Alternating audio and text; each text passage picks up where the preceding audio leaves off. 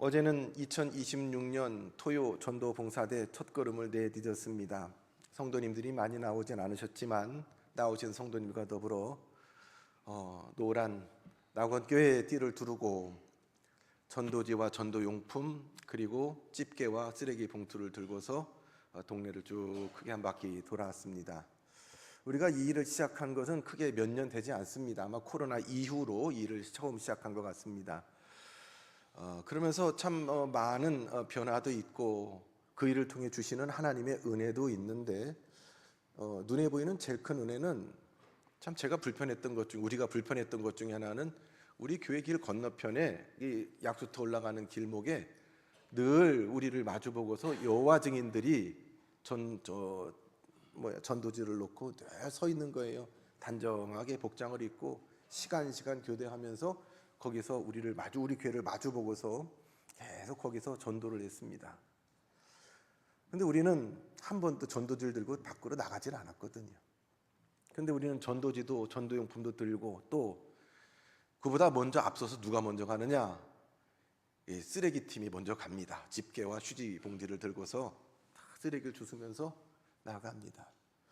그분들이 서 있는 그 앞도 우리가 수도 없이 지나가면서 그 주변에 쓰레기도 치우고 그리고 여호와 증인이라고 째려보고 가는 것이 아니라 안녕하세요, 오늘 날씨 참 좋습니다, 인사도 하고 그리고 우리 전도용품으로 준비한 간식도 좀 드리고 물도 좀 드리고 낙원교회 오라고만 안 하고 다 했어요.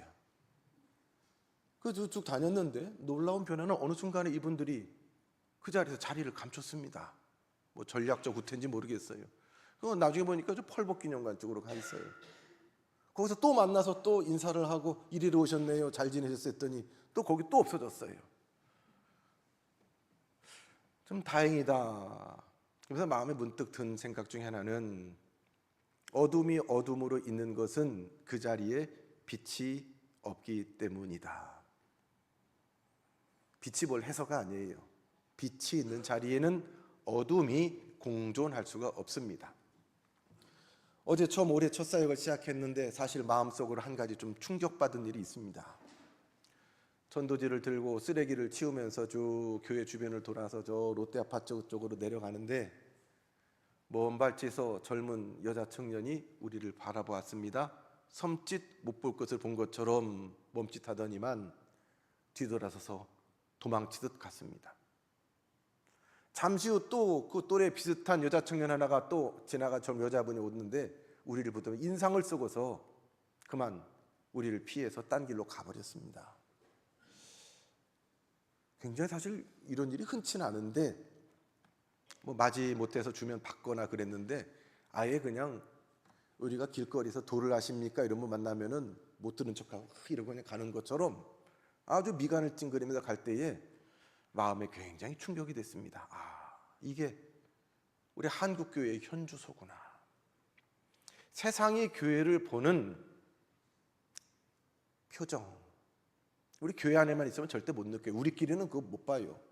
교회 밖으로 나가니까 사람들이 교회를 어떻게 보는지, 사람들이 교회에 다니는 사람들, 성도를 어떻게 보는지 단적으로 알 수 있는 어제 한 순간이었습니다.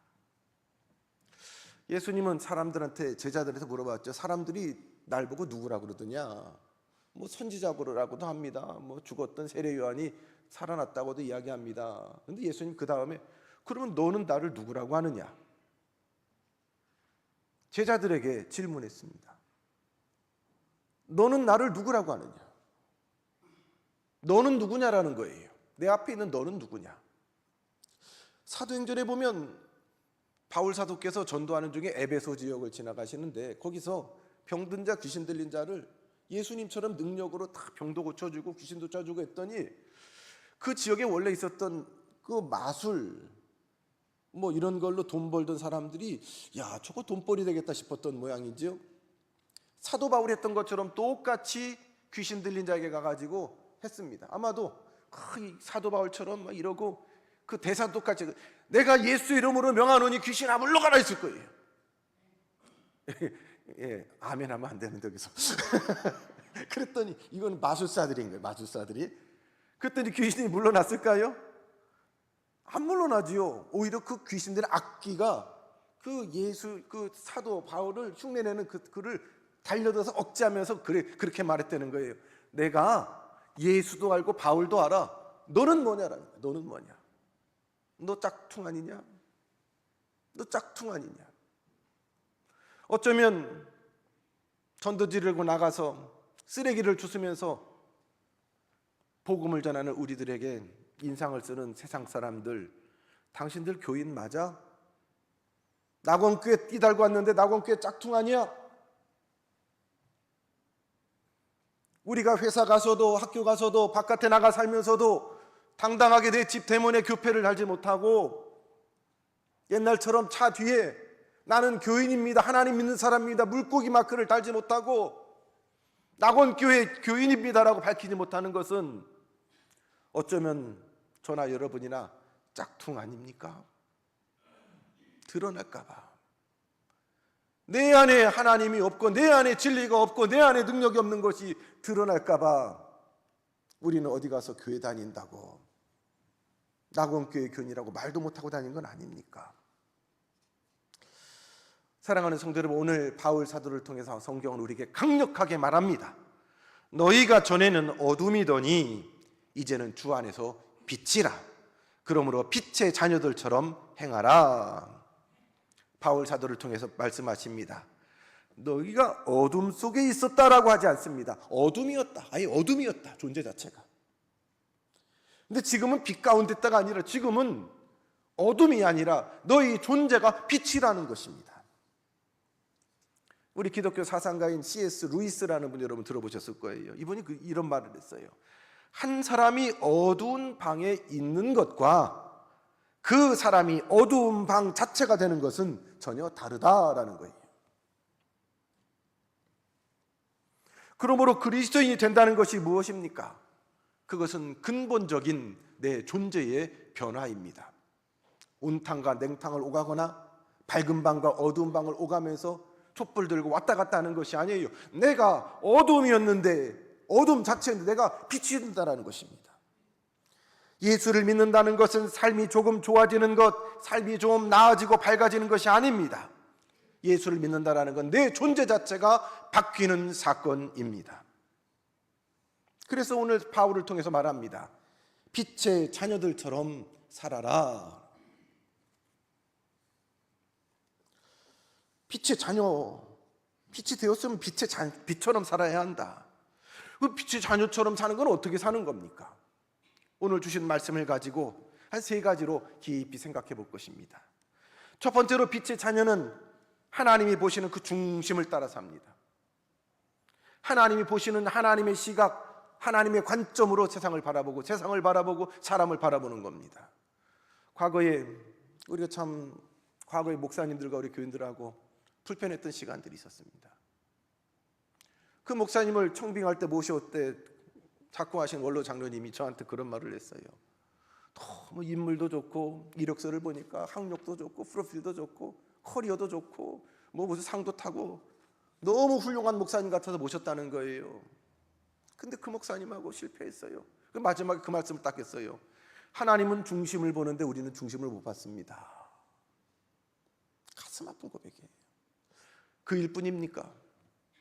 우리가 이 땅 사는데 왜 빛처럼 못 삽니까? 빛으로 못 삽니까? 내 눈으로 보기 때문이에요. 사람은 겉모습을 봅니다.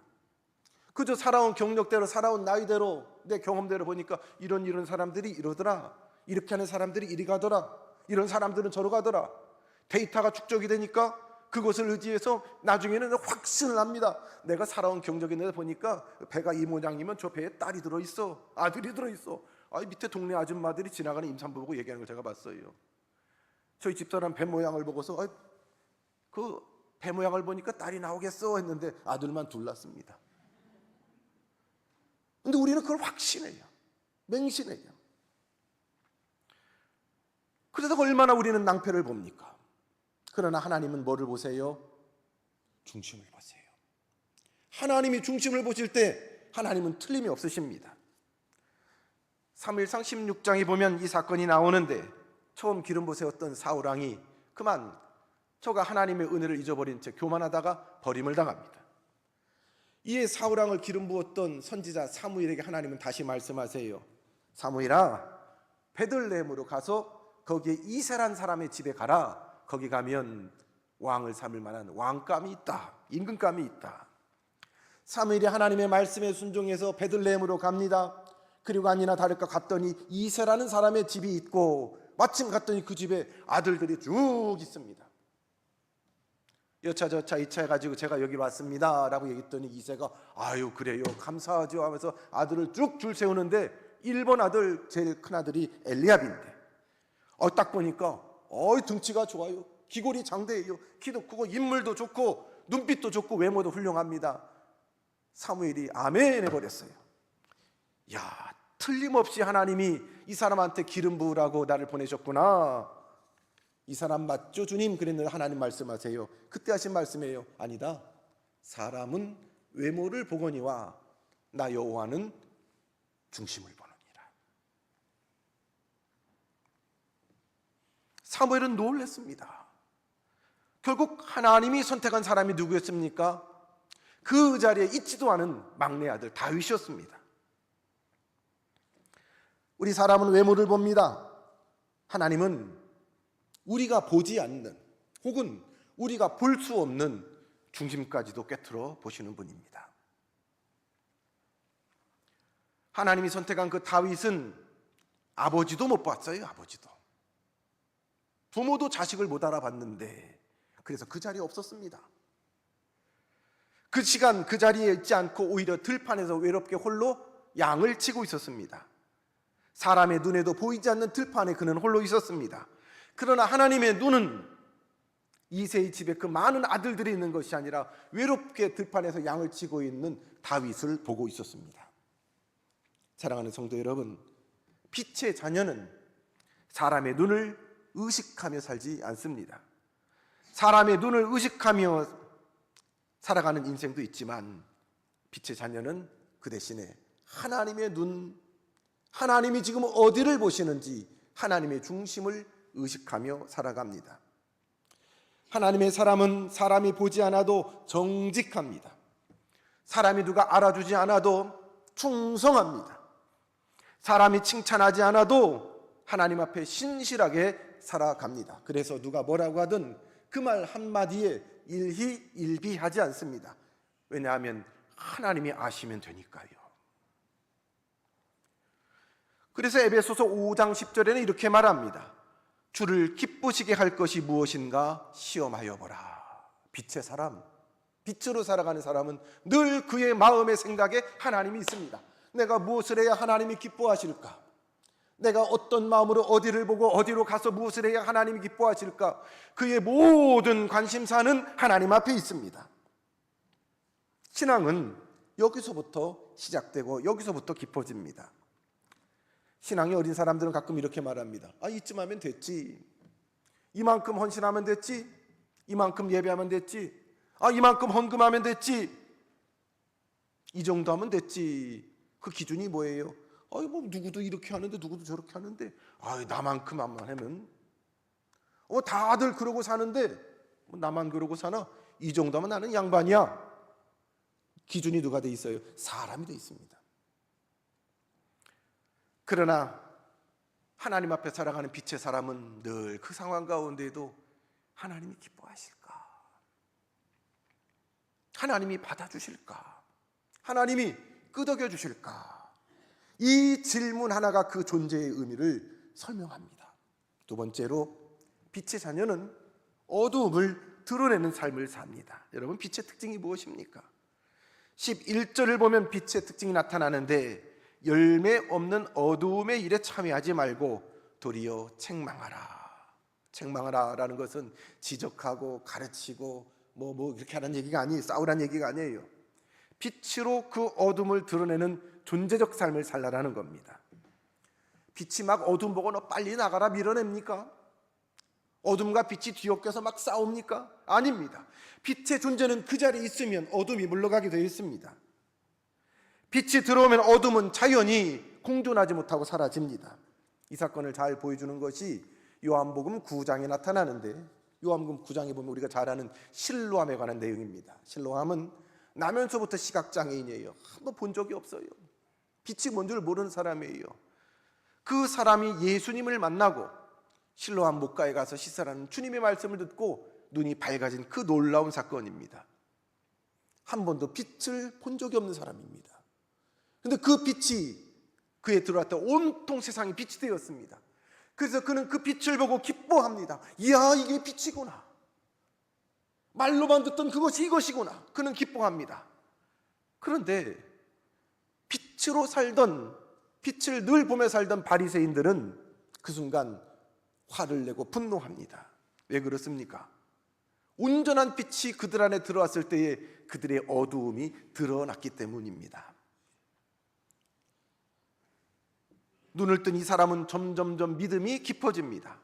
처음에는 그 사람 누가 내 눈을 뜨게 했느냐 그랬더니 예수라는 사람이, 저는 잘 모르는 예수라는 사람이 이렇게 말했습니다. 그 다음에 또 누가 추궁하니까 아이고, 이런 일을 하시는 사람은 아무나 아니라 하면 그분은 선지자였던 것 같습니다. 나중에 그 사람이 다시 예수를 만나고는 그는 고백합니다. 주여, 내가 믿나이다.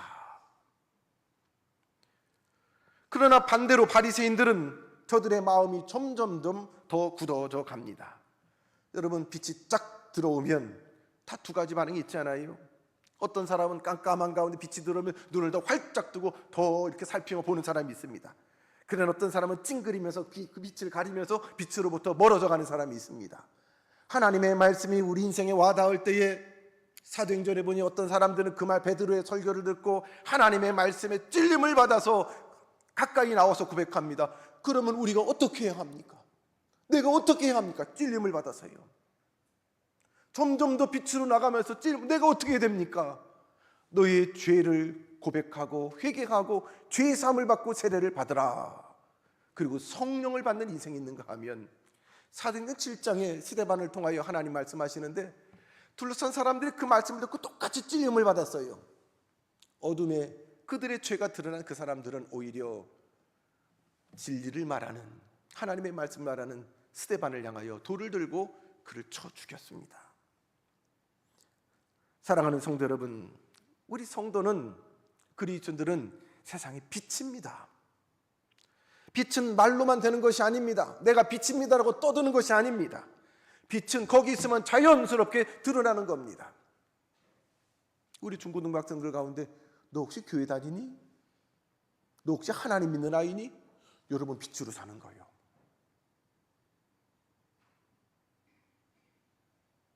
농담을 하도 가끔 우리 아이들이 저에게 그럽니다. 제가 좀 짓궂은 농담하고 뭐 좀 장난치면은 아이, 아빠 목사 맞아.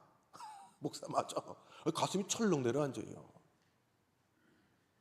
당신 성도 맞아? 어제 우리 전도팀을 바라보면서 도망가면서 쳐다봤던 그 눈빛을 잊을 수가 없습니다. 당신들 교인 맞아? 하나님 믿는 사람들 맞아?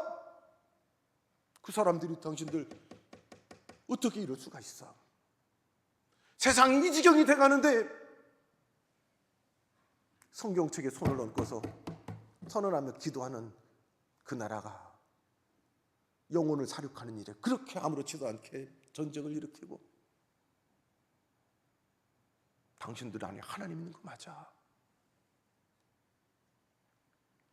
신앙은 교회 안에서만 증명되는 것이 아닙니다. 삶 속에서 증명됩니다. 온전한 기도는 아멘하고 끝나는 것이 아닙니다. 아멘하고 기도의 자리를 떠나는 순간부터 온전한 기도는 시작되는 것입니다. 저 사람 뭔가 달라. 저희들은 뭐가 달라. 이것이 바로 빛의 영향력입니다. 마지막으로 빛의 자녀는 깨어있는 삶을 삽니다. 바울을 통하 이렇게 말씀하십니다. 잠자는 자여 깨어나라. 죽은 자들 가운데 일어나라. 여기서 바울은 영적인 상태를 말합니다. 우리 참 신앙생활을 오래 하다 보면 사실은 제일 위험한 게 뭔지 아세요? 제일 위험한 게 뭔지 아세요? 익숙함이에요. 우리 신앙생활의 가장 큰 위기는 핍박이 아닙니다. 익숙함입니다. 하나님의 이름을 부를 때 하나님, 이 찬송을 부르는데 여전히 그 우리의 가슴에 떨림이 없고 하나님하고 십자가를 바라보는데 내 마음에 일렁이 없다라 그러면 여러분은 위기입니다. 위험합니다. 익숙해지지요. 그냥 저절로 와가지고 나도 모르게 교회 들어오면 와서 그 자리에 앉아 있는 거예요. 익숙한 자리에 앉아 있는 거예요. 늘 하던 대로 찬송을 부르는 거예요. 늘 하던 대로 예배인들 하고 있는 거예요. 익숙함이 편안하기도 하지만 위험합니다. 예배도 익숙해지고요, 기도하는 것도 익숙해지고요, 그 말씀도 익숙해집니다. 그러다 보면 우리 영혼이 서서히 잠들고 병들기 시작합니다. 하나님 앞에 나와 예배를 드리지만 어떤 감격도 없는, 예배를 마치고 집으로 들어갈 때 어떤 하나님의 말씀 한 줄도 남지 않는 그 예배를 또 우리는 소비하고 갑니다. 기도는 하지만 마음이 없습니다. 신앙은 있지만 빛이 약해집니다. 잠든 영혼에게는 빛이 비치지 않습니다. 깨어있는 영혼에게 비로소 그 빛이 비춥니다. 그래서 오늘 바울 사도를 통해서 주님은 말씀하십니다. 잠자는 자여 깨어나라. 깨어있는 신앙은 세 가지 특징이 있어요. 여러분에게 해당되나 한번 보세요. 깨어있는 신앙은 말씀에 반응합니다. 말씀에 반응합니다. 뭐 교회마다 다 다르겠지만 제가 전에 부교육자로 섬겼던 소망교회 같은 경우에는 모든 예배 시간에 교인들이 소리내서 아멘하는 일이 없어요. 아예 우리 교회는 아멘 안 합니다. 그것도 좀 독특해요. 근데 또 반대로 어느 교회는 목사님 설교 문장 하나에 아멘 얼마나 아멘을 잘하는지. 여러분 뭐 그렇게 입술로 아멘하는 것도 물론 중요하겠지만 마음으로 아멘하고 주의 말씀 받고 삶의 자리에서 아멘이 중요해요. 아멘이지요. 두 번째, 깨어있는 사람은 죄에 민감해요. 죄에 민감해요. 어제도 허리를 숙이고서 이 주로 제일 많은 쓰레기가 우리 교회 주변에 우리 동네에는 담배꽁초가 제일 많아요. 또 억울한 마음이 있어요. 나는 이거 평생 한 대도 안 펴봤는데 저는 주순 담배꽁초가 지금 수천 개는 된 것 같아요. 그래서 제가 한두 대 펴도 하나님이 좀 봐줄 것 같아. 근데 이거 뭐 주술래니까 끝도 없어요. 뭐 우리 저 전도팀만 뭐 10명 안팎에 나가가지고 이거 어떻게 다 주워요. 또 열심히 있는 우리 교인들은 남의 집 마당까지 들어가서 청소를 해줘. 어떤 분은 자기네 집 쓰레기 갖고 나와서 같이 버려달라고 그래. 실제로 있는 일이에요. 그래서 남의 집 울타리까지 들어가서 그 청소해 주는 건 아니고 길만 합시다. 그 막 줍다 보면은 너무 많다 보니까 이거 언제 다 주워. 저기 구석에 저 귀퉁이 전봇대 뒤에 저 담배꽁초 막 있는데 모른 척하고 지나갈까? 다음 주에 와서 주술까? 아니야. 눈에 띄게 한 거는 보게 하신 하나님 은혜야. 내가 주셔야 돼. 민감한 거예요. 보게 하신 것은 하나님이 보게 하셨다. 듣게 하신 것은 하나님이 듣게 하셨다. 깨닫게 하신 것은 하나님이 내게 말씀하신, 민감한 거예요. 깨어있는 사람은 죄에 민감합니다. 세 번째, 깨어있는 사람은 하나님을 가까이 합니다. 이렇게 깨어있는 영혼에게 하나님은 다시 그의 심령에 빛을 비추십니다. 그리스도께서 내게 비추시라. 빛은 우리가 만들 수 있는 게 아니에요. 하나님께서, 그리스도께서 우리에게 비춰주시는 겁니다. 우리가 깨어 있을 때에 하나님을 바라보며 우리의 중심을 하나님 앞에 드릴 때에 그리스도의 빛이 내 삶의 모든 구석구석을 비춰주십니다. 우리는 빛을 만들 필요도 없습니다. 빛이신 그리스도와 함께 살면 내 삶이 빛이 됩니다. 사랑하는 성도 여러분, 오늘 말씀을 정리합니다. 우리는 빛입니다. 그래서 바울은 말합니다. 빛의 자녀답게 살아라. 빛의 자녀는 하나님 보시는 하나님 중심으로 살아갑니다. 어둠을 드러내며 살아갑니다. 깨어있는 삶을 삽니다. 어둠은 빛과 싸우지 못합니다. 빛이 있으면 어둠은 사라집니다. 사랑하는 성도 여러분, 여러분이 빛이라면 여러분의 일터에 어둠이 물러가게 될 것입니다. 여러분이 빛이라면 여러분 존재로 여러분 가정이 밝아질 것입니다. 여러분이 빛이라면 여러분이 있는 학교가, 여러분 때문에 여러분의 반이, 여러분의 친구가 밝아질 것입니다. 세상이 점점 어두워지고 있습니다. 그래서 그 어둠이 깊어질수록 빛은 스스로 드러내려 하지 않더라도 눈에 띄고 드러나게 되어 있습니다. 그리고 하나님은 그 빛의 사명을 이 어두운 세상 가운데 우리에게 맡겨 주셨습니다.